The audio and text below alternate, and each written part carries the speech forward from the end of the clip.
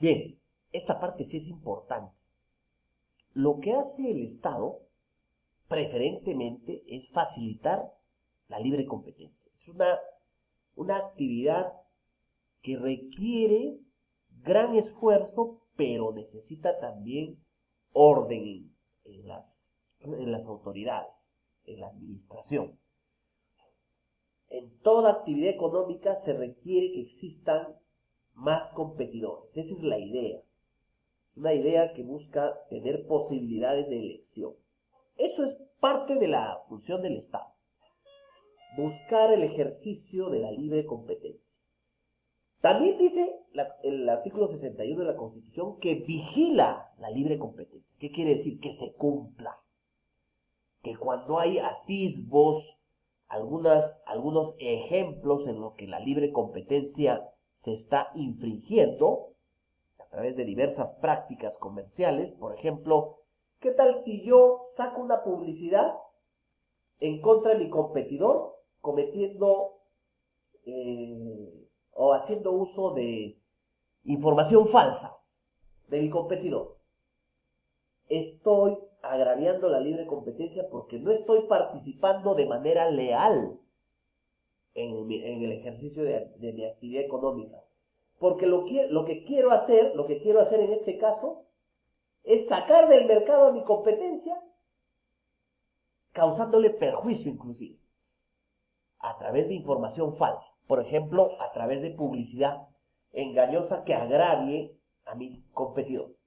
Una de las formas.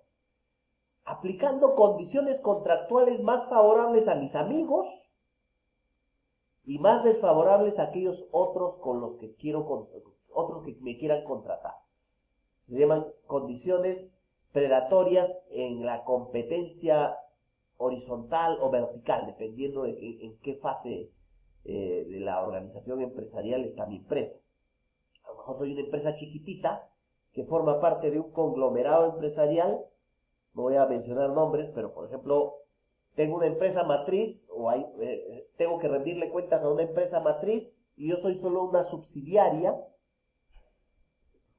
Distribuyo su mercadería, por ejemplo, en Andahuaylas, y la empresa matriz a mí me suministra productos a un precio determinado, pero a otros que son mi competencia en Andahuaylas les vende más caro. Esas son condiciones inequitativas de provisión de suministros. ¿Por qué a mí me venden más baratito y a la otra empresa le venden más caro? Me perjudican a mí, perdón, ¿por qué a mí me venden más caro que a la otra empresa que es parte de su conglomerado? Entonces, esas son condiciones inequitativas dentro de la libre competencia porque implica esto de acá, lo que estoy mencionando acá, que se llama abuso de posición de dominio. El abuso de posición dominante. Como yo tengo participación importante en el mercado, yo proveo el 80% de la leche, yo proveo el 80% del azúcar, yo pongo las condiciones. Y si yo quiero sacar a mi competencia, puedo hacerlo, porque tengo poder. Si tengo el 80%, por ejemplo, del azúcar en el mercado nacional, y este otro tiene el 20%, o este grupo pequeño de 4 o 5 empresarios tiene el 20%, ¿qué tal si yo abarato mis precios?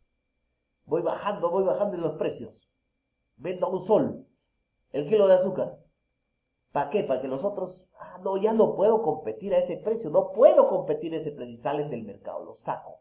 Eso se llama precios predatorios. También es el ejercicio desleal de la libre competencia.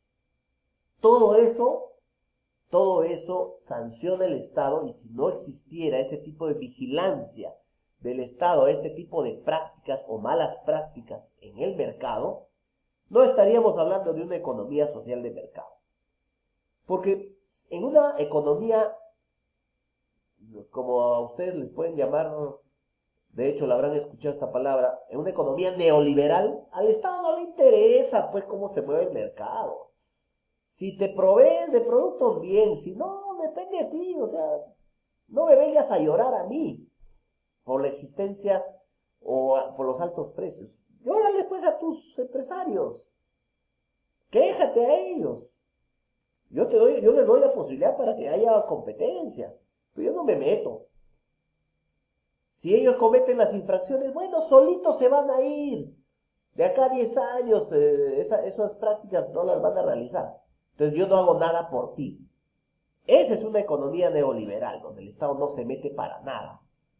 Y donde todo lo deja al libre albedrío de un conjunto de relaciones e instituciones como es el mercado, que como es una actividad humana es imperfecta. En cambio, en la economía social de mercado sí, el Estado vigila la posibilidad de que ante fallas, ante abusos de posición de dominio, ante determinado tipo de prácticas anticompetitivas, existan mecanismos de regulación, de sanción, pero principalmente de mejora en la posibilidad de que existan más competidores. Esa es la labor del Estado, más competencia. Esa sí es función esencial del Estado, promover la competencia. Y cuando existan estas fallas, deficiencias, patologías que les he llamado, exista también mecanismos de actuación del Estado, como por ejemplo lo hace el INDECOPI u otros organismos reguladores de determinados rubros del mercado, como las telecomunicaciones a través de OCIPTEL, como las empresas de provisión y suministro de energía eléctrica, como es Ocinermin, y también de los productos de hidrocarburos, como la regulación del mercado de los servicios de agua y saneamiento, como la SUNAS, como la regulación del mercado del transporte, como es OCITRAN, y como la regulación también del transporte de pasajeros, como es la SUTRAN. Entonces, son varios ejemplos de entidades reguladoras que funcionen bien o mal. Bueno, eso es parte de la fiscalización que tenemos que hacer los ciudadanos, pero que existen. ¿Y por qué existen? Por la existencia también de esto que se llama economía social de mercado, que el Estado debe intervenir ahí donde existen esas fallas, y donde el Estado también debe promover principalmente que exista libre competencia. Pero para eso vamos a ver dos cosas que se tienen que diferenciar. ¿Qué cosa es abuso de posición dominante y qué cosa es un monopolio? En principio, cuando ustedes están en un mercado y quieren comprar, no sé, imagínense, se van a Huanta, ustedes viven en Huanta, correcto. Y en Huanta solamente existe un proveedor de balones de gas, no hay más en Huanta. Imagínense eso, ¿no? Por supuesto que no es así, pero imagínense que en un momento existió solo un proveedor de balones de gas licuado de petróleo en Huanta, en toda la ciudad de Huanta. Si ustedes querían comprar un balón de gas de 10 kilos, no sé, aquella vez cuando se iniciaron este tipo de negocios, tenían que trasladarse a Ayacucho y les salía pasaje de ida, pasaje de vuelta, más la carga. No les salía, pues mejor comprarle al que les vende en Huanta nomás, que era uno solito. Ese solo proveedor es un monopolio. ¿Por qué? Porque estamos hablando de un mercado geográfico determinado. Porque para establecer en qué medida existe monopolio o no, o un oligopolio, o una posición dominante, tenemos que saber cuál es el tamaño del mercado. De acuerdo al tamaño del mercado, uno podrá saber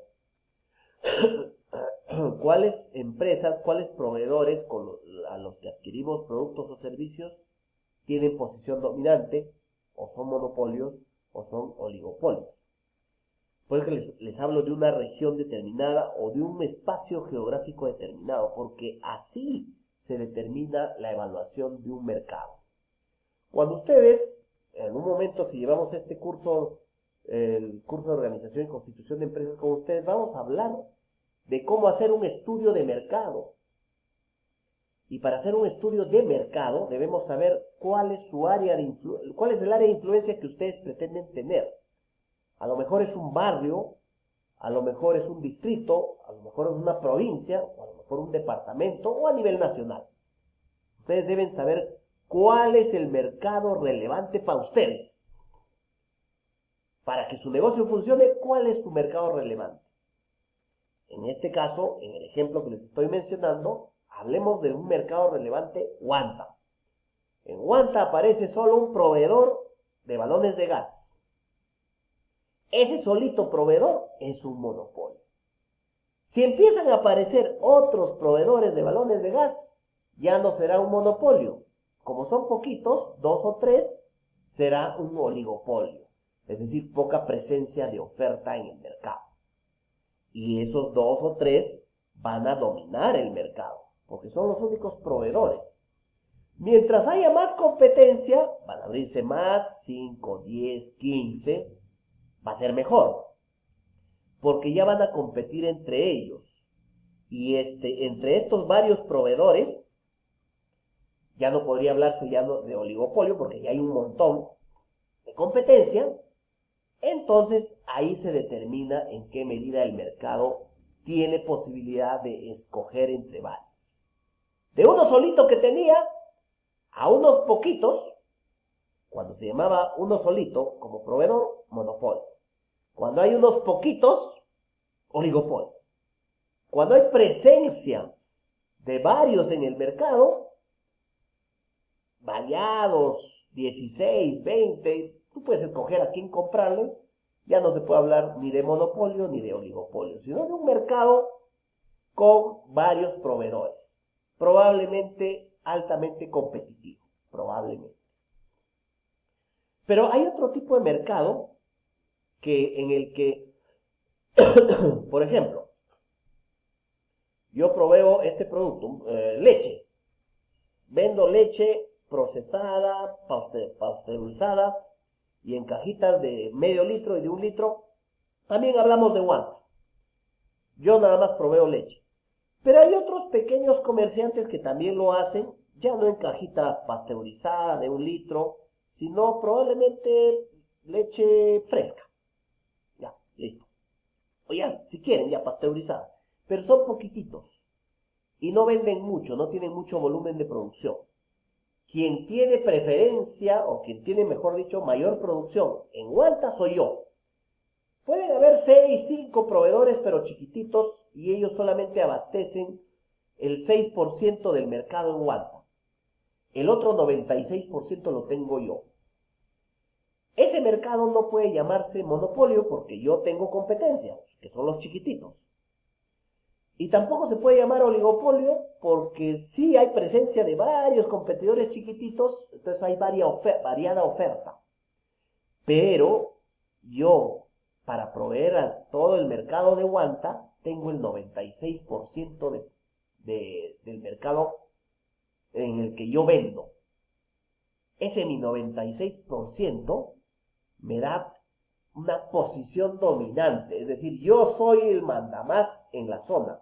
No soy monopolio, pero sí tengo una posición dominante. Y yo puedo decidir, imagínense que hago lo siguiente, disminuyo el precio para que los chiquititos se mueran, quiebren y yo quede solito en el mercado.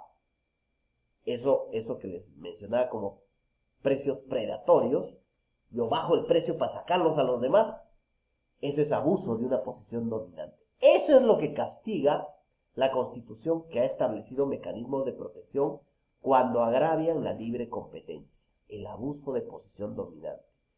Cuando ustedes oyen hablar en las noticias, y esto lo repiten a cada rato, no, que el periodismo es un monopolio. No hay monopolio en el periodismo. Primero porque la Constitución lo impide. Ahorita lo vamos a ver acá en el siguiente párrafo. No hay monopolio. Sí hay empresas, hay competencia, pero hay posición dominante. Y sobre esa posición dominante, es decir, yo abarco el 50, el 60, el 70% del mercado, yo pongo mis reglas de juego y yo soy el todopoderoso que domina y modifico los precios a mi antojo y con ese motivo también me beneficio.